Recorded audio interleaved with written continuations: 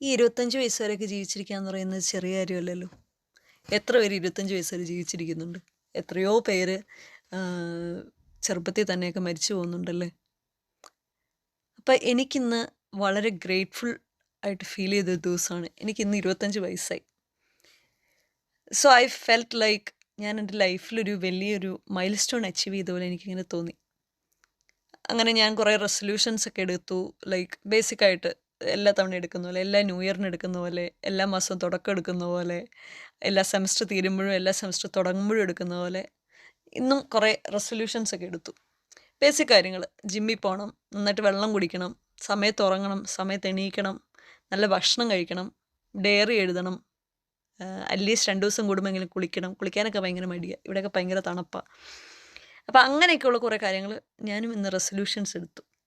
ലൈഫിൽ ഇച്ചിരി കൂടി ഇൻറ്റൻഷൻസോട് കൂടെ, ഇച്ചിരി കൂടി ഡിസിപ്ലിൻഡ് ആയിട്ട്, ഇച്ചിരി കൂടി എന്താ പറയുക, ഓർഡർ കൊണ്ടുവരിക എന്നുള്ളതാണ് ഇത്തവണത്തെ എൻ്റെ റെസൊല്യൂഷൻസിൻ്റെ ഒരു അന്തസത്ത.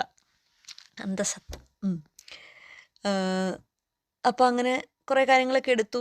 ഫോളോ ചെയ്യണം, ഇതൊക്കെ നമ്മൾ ട്രാക്ക് ചെയ്യണമല്ലോ, ഇങ്ങനെ എഴുതി വെച്ചാൽ പോരല്ലോ. ഞാനിങ്ങനെ ഇതൊക്കെ എഴുതി വെക്കാൻ ഞാൻ ഭയങ്കര ബെസ്റ്റാണ്. ഭയങ്കര ഇങ്ങനെ മോട്ടിവേഷനൊക്കെ കയറി നമ്മളെല്ലാം ഇങ്ങനെ പ്ലാൻ ചെയ്ത് പക്കാവൊക്കെ എഴുതിയൊക്കെ വെക്കും.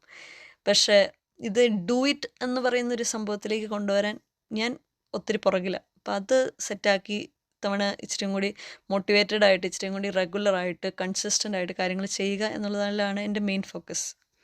മാർക്കസ് ഒറേലിയസ് പറയുന്നത് പോലെ നമ്മുടെ ജീവിതത്തിൻ്റെ മെയിൻ ലക്ഷ്യം നമ്മുടെ തന്നെ ബെസ്റ്റ് വേർഷൻ ആവുക എന്നുള്ളതായിരിക്കണം. അപ്പം അതൊക്കെയാണ് ഇത്തവണത്തെ എൻ്റെ ഫോക്കസ്. നോക്കാം.